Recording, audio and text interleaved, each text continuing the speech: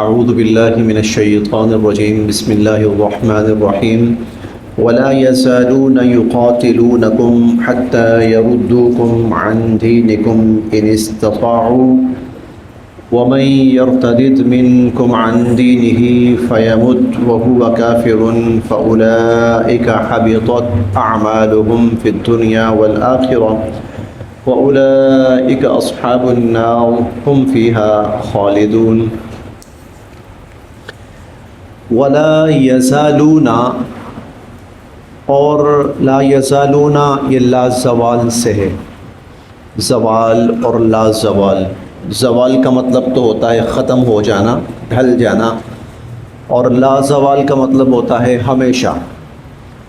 لا یزالون اور ہمیشہ، ولا یزالون اور ہمیشہ یہ لوگ، یقاتلون قتال کرتے رہیں گے، لڑائی کرتے رہیں گے، جنگ کرتے رہیں گے، کم تم سے۔ ولا یزالون یقاتلونکم اور یہ لوگ ہمیشہ تم سے جنگ کرتے رہیں گے، ہمیشہ تم سے لڑائی کرتے رہیں گے، حتیٰ یہاں تک کہ یردو، اور رد سے ہے، رد پلٹنا، واپس کرنا، یردو یہاں تک کہ واپس لے جائیں، کم تمہیں، عن دینکم تمہارے دین سے، حتیٰ یردوکم یہاں تک کہ تمہیں واپس پلٹا لے جائیں، عن دینکم تمہارے دین سے، ان اگر استطاعوا یہ لوگ ایسا کر سکے، ان استطاعوا اگر ایسا کر سکے، ومن اور جو یرتدد پھر جائے گا، یرتدد ارتداد سے ہے، ارتداد اسلام چھوڑ کر کفر اختیار کر لینا، مسلمان ہونے کے بعد اسلام چھوڑ کر کفر اختیار کر لینا، اس کو ارتداد کہا جاتا ہے۔ ومن یرتدد اور جو پھر جائے گا، مرتد ہو جائے گا، منکم تم میں سے، عن دینہ اپنے دین سے، اور جو تم میں سے اپنے دین سے پھر گیا، فیمت اور وہ مرا، ماتا یموت سے موت سے ہے، اور وہ مرا، وہوا اور وہ کافرن کافر تھا، فیمت وہوا کافرن اور وہ اس حال میں مرا کہ وہ کافر ہی تھا، فاولئک تو ایسے لوگ، یہ لوگ، حبطت ضائع ہو گئے، اعمالہم ان کے سارے اعمال، حبطت ضائع ہو گئے، اعمالہم ان کے سب اعمال، فی الدنیا دنیا میں بھی، والآخرہ اور آخرت میں بھی، دنیا میں بھی اور آخرت میں بھی، وَأُولَئِكَ اور یہ لوگ، اصحاب النار آگ والے ہیں، جہنم والے ہیں، ہم اور یہ، فیہا اس میں، خالدون ہمیشہ ہمیشہ رہیں گے، ہم فیہا خالدون اور یہ لوگ اس آگ میں، اس جہنم میں ہمیشہ ہمیشہ رہیں گے۔ اسلام اور کفر کی کشمکش یہ چلتی آئی ہے اور یہ چلتی رہے گی، کبھی ہلکی سی دھیمی ہو جائے گی اور کبھی پھر یہ آگ بھڑک اٹھے گی۔ آپ اس سے اندازہ لگائیں کہ حضور علیہ الصلوۃ والسلام جب تشریف لائے مدینہ منورہ، مدینہ میں یہود تھے، آپ نے یہود کے ساتھ باہمی طور پر، پرامن طور پر، پرسکون طور پر رہنے کے لیے کچھ اصول طے فرمائے، اسے میثاق مدینہ کہا جاتا ہے۔ نبی کریم صلی اللہ علیہ وسلم نے اس میثاق مدینہ کے تحت یہود کے ساتھ کیے ہوئے جتنے بھی معاہدے تھے، جتنی بھی شقیں تھیں، ان کی پوری پاسداری فرمائی۔ کبھی کسی کو نقصان پہنچانے کی کوشش نہیں کی، کبھی کسی کو تکلیف دینے کی، دھوکہ دینے کی کوشش نہیں کی، نہ حضور علیہ الصلوۃ والسلام نے، نہ مسلمانوں نے۔ لیکن یہودیوں نے کوئی موقع جانے نہیں دیا ہاتھ سے، ایون کہ یہاں تک کہ نبی کریم صلی اللہ علیہ وسلم کے الیاذ باللہ ثم الیاذ باللہ آپ کو شہید کرنے تک کی سازش، پورا اس کا انتظام تک کر لیا۔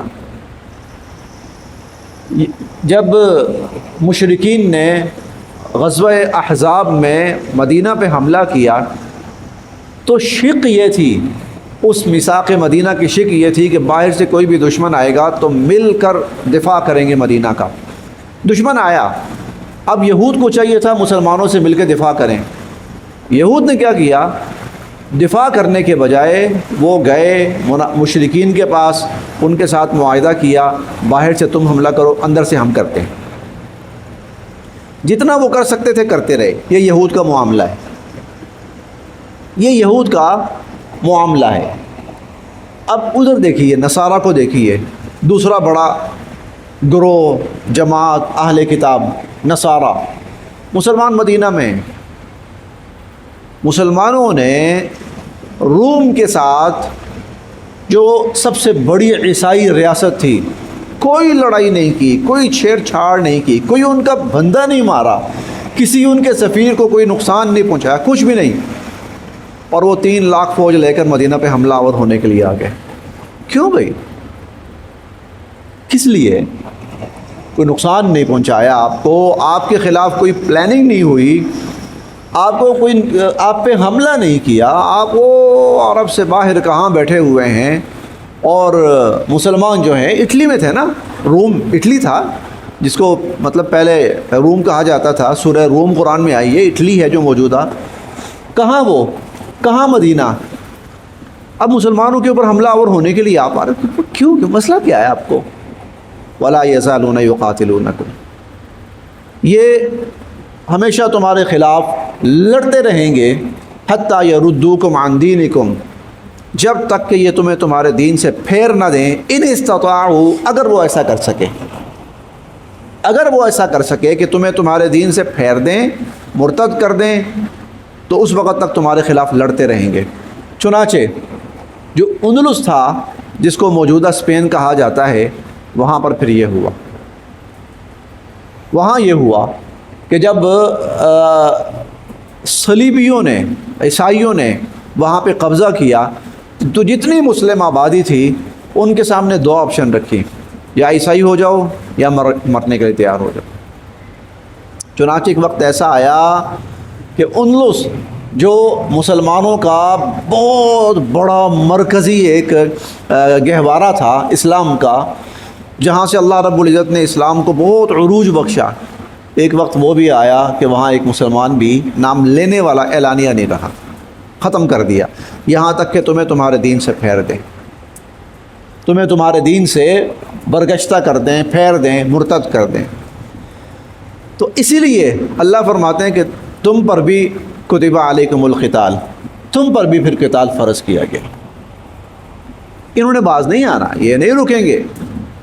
ہم انشاءاللہ آگے پڑھیں گے یہ 5ویں پارے میں، الذین آمنوا یقاتلون فی سبیل اللہ والذین کفروا یقاتلون فی سبیل الطاغوت فقاتلوا اولیاء الشیطان۔ یہ جو کافر ہیں نا، یہ شیطان کے پیروکار ہیں، شیطان ان کا دوست ہے، اور یہ شیطان کے لیے ہمیشہ مسلمانوں سے لڑتے رہیں گے۔ اور شیطان کا تو اللہ سے کیا ہوا وعدہ ہی یہی ہے کہ اللہ تیرا دین جہاں بھی آئے گا میں نے ختم کر کے چھوڑنا ہے، اس کو کوشش کرنی ہے، میں نے بہکانا ہے، گمراہ کرنا ہے، راہ راست سے ہٹانا ہے، لوگوں کو بھٹکانا ہے۔ شیطان نے تو قسمیں کھائی ہیں اس کے اوپر۔ ولا یزالون یقاتلونکم، یہ ہمیشہ تم سے لڑتے رہیں گے، حتی یردوکم، جب تک کہ تمہیں واپس نہ پلٹا دیں، عن دینکم، تمہارے دین سے، ان استطاعوا، اگر یہ ایسا کر سکے۔ ومن یرتدد، لیکن اے مسلمانوں تم سن لو، ومن یرتدد، جو پھر گیا، منکم، تم میں سے، عن دینہ، اپنے دین سے، جس نے اپنا دین چھوڑ دیا، جو مرتد ہو گیا، فیمت وہو کافر، اور اسی کفر کی حالت میں وہ مر بھی گیا، پھر اس کو موت بھی اسی حالت کفر میں آئی، فاولئک حبطت اعمالہم فی الدنیا والآخرہ، اس سے پہلے حالت ایمان میں انہوں نے جتنے نیک اعمال کیے ہوں گے، خیر بھلائیاں کی ہوں گی، اللہ رب العزت دنیا اور آخرت میں ان کے تمام فوائد، ثمرات، اجر، ثواب سے ان کو محروم کر دیں گے۔ ضائع ہو گئے ان کے تمام اعمال، دنیا میں بھی، یعنی نہ تو دنیا میں ان کو کوئی صلہ ملے گا اس کا، والآخرہ، اور نہ ہی آخرت میں ان کو کوئی صلہ ملے گا، وَأُولَئِكَ أَصْحَابُ النَّارِ، اور یہ لوگ دوزخی ہیں، جہنمی ہیں، ہم فیہا خالدون، اور ہمیشہ ہمیشہ اس جہنم میں رہیں گے۔ ان الذین آمنوا، ان، بے شک، الذین، جو لوگ، آمنوا، ایمان لائے، ان الذین آمنوا، بے شک جو لوگ ایمان لائے، والذین، اور جن لوگوں نے، ہاجروا، ہجرت کی، اور جن لوگوں نے ہجرت کی، وجاہدوا، اور انہوں نے جہاد کیا، فی سبیل اللہ، اللہ کی راہ میں، وجاہدوا فی سبیل اللہ، اور انہوں نے اللہ کی راہ میں جہاد کیا، اولئک، یہ لوگ، یرجون، پورے امیدوار ہیں، ہم اس کا ترجمہ مستحق بھی کر سکتے ہیں، یہ مستحق ہیں، رحمت اللہ، اللہ کی رحمت کے، یہ لوگ اللہ کی رحمت کے پورے مستحق ہیں، واللہ، اور اللہ تعالی، غفور، بخشنے والے ہیں، رحیم، رحم فرمانے والے ہیں۔ کل ہم نے تھوڑا سا پس منظر پڑھا تھا پچھلی آیت کا، کہ مسلمانوں نے حرمت والے مہینے میں غلطی سے قتال کیا، جہاد کیا، غلطی سے، ان کا خیال یہ تھا کہ حرمت والے مہینہ شروع نہیں ہوا، ابھی مہینہ بھی شروع نہیں ہوا، ان کا خیال یہ تھا، جبکہ مہینہ شروع ہو چکا تھا، 29-30 کا تھوڑا سا ایشو ان کے ذہن میں تھا۔ اب اس پر کفار نے بڑی باتیں کی اور الزامات عائد کیے، پروپیگنڈا کیا، سب کچھ کیا۔ مسلمانوں کے ذہنوں میں ایک بات تھی کہ ہم سے غلطی ہوئی، نادانستگی میں ہوئی، جان بوجھ کر نہیں ہوئی، نادانستگی میں ہوئی۔ اب ہم نے یہ جو جہاد کیا ہے تو لگتا یہ ہے کہ اس کا تو ہمیں کوئی اجر و ثواب نہیں ملے گا، تو غلطی ہوئی ہے ہم سے، اس پر ہمیں کوئی اجر و ثواب نہیں ملے گا، کہیں ایسا نہ ہو ہماری پکڑ ہو جائے۔ تو اس کا جواب اللہ نے یہ دیا، نہیں، تم لوگ اللہ کے دین کے لیے گئے، ٹھیک ہے، نادانستگی میں ایک عمل ایسا ہو گیا، اللہ پاک اس عمل پر تمہیں پورا اجر و ثواب عطا فرمائیں گے۔ ان الذین آمنوا، بے شک جو لوگ ایمان لائے، والذین ہاجروا، اور جن لوگوں نے ہجرت کی، وجاہدوا فی سبیل اللہ، اور اللہ کی راہ میں جہاد کیا، اولئک یرجون رحمت اللہ، یہ لوگ اللہ کی رحمت کے پورے مستحق ہیں، واللہ غفور الرحیم، اور اللہ تعالیٰ بخشنے والے، رحم فرمانے والے ہیں۔ ضمناً ایک بات یہاں اور بھی جو ان آیات میں چل رہی ہے، 4 مہینے ایسے تھے جن کو اشہر حرم کہا جاتا ہے، اور قرآن کریم نے بھی یہ اصطلاح بار بار استعمال کی ہے۔ یہ 4 مہینے تھے، رجب، ذیقعد، ذی الحج اور محرم۔ ان 4 مہینوں میں حضرت ابراہیم علیہ السلام کے زمانے سے ہر قسم کی لڑائی اور کسی بھی قسم کا قتال اور جنگ یہ منع تھی۔ حضرت ابراہیم علیہ السلام کے زمانے سے یہ اصول چلا آ رہا تھا۔ مشرکین بھی کسی نہ کسی حد تک اس کی پاسداری کرتے تھے، گو اس میں ڈنڈی مارتے تھے، اور ڈنڈی کیا مارتے تھے وہ ہم 10ویں پارے میں پڑھیں گے، انما النسیء زیادۃ فی الکفر۔ وہ ڈنڈی یہ مارتے تھے کہ حرمت والا مہینہ آ گیا ہے نا، مثال کے طور پر رجب آ گیا ہے، لڑائی چل رہی ہے۔ اچھا وہ کہتے تھے اس دفعہ ہم ایسا کرتے ہیں کہ رجب والے مہینے کو حرمت والا مہینہ نہیں قرار دیتے، رجب میں لڑائی کر لیتے ہیں، اور رجب کے بعد شعبان آئے گا تو اس کو ہم حرمت والا مہینہ بنا لیں گے، اور جو کمی یہاں ہوئی ہے وہاں پوری کر لیں گے۔ یا پھر ایسا ہے کہ اس دفعہ تو یہ ہم لڑائی کرتے ہیں، یہ لڑائی بند نہیں کرنی یہاں پر، اور اگلے سال ہم ایسا کریں گے کہ 2 مہینے رجب کے ساتھ کوئی اور مہینہ ملا کر 2 مہینے ہم حرمت والے مہینے ملا لیں گے۔ کبھی ایسا بھی کرتے تھے کہ سال کے 12 کے بجائے 13 مہینے بنا لیتے تھے۔ نتیجہ یہ ہوا تھا کہ وہ جو فطری ایک کیلنڈر چل رہا تھا وہ گڑبڑ ہو گیا تھا، وہ آگے پیچھے ہو گیا تھا۔ اب اللہ کا کرنا یہ ہوا کہ نبی کریم صلی اللہ علیہ وسلم نے جس سال حج فرمایا تو اس سال بالکل ذی الحج کا مہینہ وہی مہینہ آیا اصلاً جو اللہ کی طرف سے تھا۔ اس لیے وہاں پر حضور علیہ الصلوۃ والسلام نے ایک بات ارشاد فرمائی، آپ نے فرمایا کہ ان الزمان قد استدارک علی ہیئۃ اللہ، کہ جو زمانہ ہے وہ اللہ کی مقرر کی ہوئی جو ترتیب ہے اس پر آ گیا ہے۔ یہ اس جملے کا مطلب یہ ہے کہ انہوں نے گڑبڑ کی تھی، لیکن اس گڑبڑ کے باوجود اس دفعہ ذیقعد اسی مہینے میں آیا ہے جو اللہ کی طرف سے ذیقعد کا مہینہ ہے۔ یہ لوگ کبھی ایک مہینہ کم کر دیتے تھے سال میں، کبھی بڑھا دیتے تھے سال میں، وہ چیزیں ڈسٹرب ہوئی تھی، لیکن اب اللہ کا شکر ہے اس سال آپ نے فرمایا کہ وہی ذیقعدہ کا مہینہ آیا ہے جو اللہ کی طرف سے ذیقعدہ کا مہینہ ہے۔ تو یہ لوگ باوجود اس کے کہ وہ لڑتے تھے، مشرک تھے، لیکن 4 مہینوں کو حرمت والا مہینہ سمجھتے تھے۔ اسلام کے ابتدائی دور کے اندر حرمت والے مہینے ہی قرار پاتے تھے۔ اچھا یہ لوگ اس بارے میں سینسٹیو بھی بڑے تھے، سینسٹیو اس طرح سے تھے جس طرح ہمارے ہاں محرم آتا ہے نا تو بس ختم۔ اگر آپ کہیں سنتے ہیں محرم کے مہینے میں فلاں کے ہاں شادی ہو رہی ہے تو یکدم سب لوگ یہ کیا، یہ مسلمان ہیں، یہ کیسے مسلمان ہیں، بڑی بات ہی شروع کر دیتے ہیں، قطع نظر اس سے کہ شرعاً اس کا حکم کیا ہے یا کیا نہیں۔ لیکن معاشرتی طور پر محرم کے مہینے میں اور خاص طور پر محرم کی ابتدائی تاریخوں میں اگر اس طرح کا کوئی پروگرام ہو تو لوگ اچھا خاصا اس کو معیوب اور برا سمجھنا شروع کر دیتے ہیں۔ اسی طرح یہ لوگ حرمت والے مہینوں کے اندر لڑائی یا اس کو اچھا خاصا معیوب سمجھتے تھے۔ اسلام کے ابتدائی دور میں یہ حکم قائم رہا، پھر اللہ رب العزت نے یہ حکم ختم فرما دیا۔ اب حرمت والے مہینوں کا وہ احترام برقرار نہیں رہا کہ اب آپ اس میں کسی قسم کی جنگ نہیں کر سکتے، لڑائی نہیں کر سکتے، یہ حکم اللہ پاک نے منسوخ فرما دیا ہے۔ اب مسلمانوں کے لیے 12 کے 12 مہینے ایک جیسے ہیں۔ ہاں عظمت کے اعتبار سے کچھ مہینے نسبتاً زیادہ اجر و ثواب والے، جیسے رمضان ہے، جیسے ذی الحج ہے، اجر و ثواب کے اعتبار سے کچھ دن زیادہ فضیلت والے ہیں، جیسے یہ عید الفطر کا دن ہے، عید الاضحیٰ کا دن ہے، اور 9-10 محرم کا دن ہے، یہ اللہ کی طرف سے ذی الحج کے پہلے 10 دن ہیں، یہ اللہ کی طرف سے زیادہ عظمت والے ہیں۔ لیکن وہ جو حرمت تھی نا، لڑائی جنگ نہیں ہو سکتی، وہ اللہ نے ختم فرما دی۔ وہ اب اس امت کے اوپر وہ حکم اس انداز کے اندر باقی نہیں رہا۔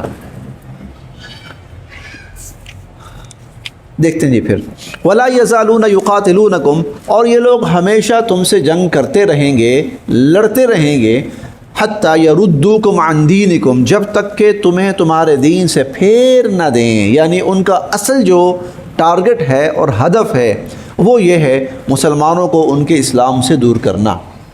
حَتَّى يَرُدُّ عَنْ دِينِكُمْ، تمہارے دین سے، إِنِ اسْتَطَاعُوا، اگر وہ ایسا کر سکے۔ وَمَنْ يَرْتَدِدْ مِنْكُمْ، اور جو پھر گیا تم میں سے، عن دینہ، اپنے دین سے، فَيَمُتْ وَهُوَ کافر، اور اس حال میں مرا کہ وہ کافر تھا، فَأُولَئِكَ حَبِطَتْ أَعْمَالُهُمْ فِي الدُّنْيَا وَالْآخِرَةِ، تو اس کے تمام اعمال ضائع ہو گئے، دنیا میں بھی اور آخرت میں بھی، یعنی دنیا میں نہ صلہ ملے گا نہ ہی آخرت میں۔ وَأُولَٰئِكَ أَصْحَابُ النَّارِ، یہی لوگ دوزخی ہیں، ہم فیہا خالدون، اور ہمیشہ ہمیشہ دوزخ اور جہنم میں رہیں گے۔ یہ معاملہ ہے کفر والوں کا۔ البتہ ان الذین آمنوا، وہ لوگ جو ایمان لائے، والذین ہاجروا، اور وہ لوگ جنہوں نے ہجرت کی، وجاہدوا فی سبیل اللہ، اللہ کی راہ میں جہاد کیا، تو بہت بڑے اعمال ہیں۔ اولئک یرجون رحمت اللہ، یہ اللہ کی رحمت کے پورے پورے مستحق ہیں۔ واللہ غفور الرحیم، اور اللہ تعالیٰ بخشنے والے رحم فرمانے والے ہیں۔ اچھا، یہ جو بخشنے والے رحم فرمانے والے، یہ کیوں تھا اس آیت کے آخر میں؟ اچھا، آپ دیکھیں گے قرآن کریم میں نا آیات کا جو آخری لفظ ہوتا ہے نا، اکثر وہ پوری آیت کا خلاصہ ہوتا ہے، وہ پوری آیت کا خلاصہ ہوتا ہے۔ مثلا کہیں پر اگر اللہ کے عذاب کا ذکر آیا ہے نا، تو آخر میں آئے گا شدید العقاب، شدید العذاب، عزیز حکیم، آخر میں یہ آئے گا۔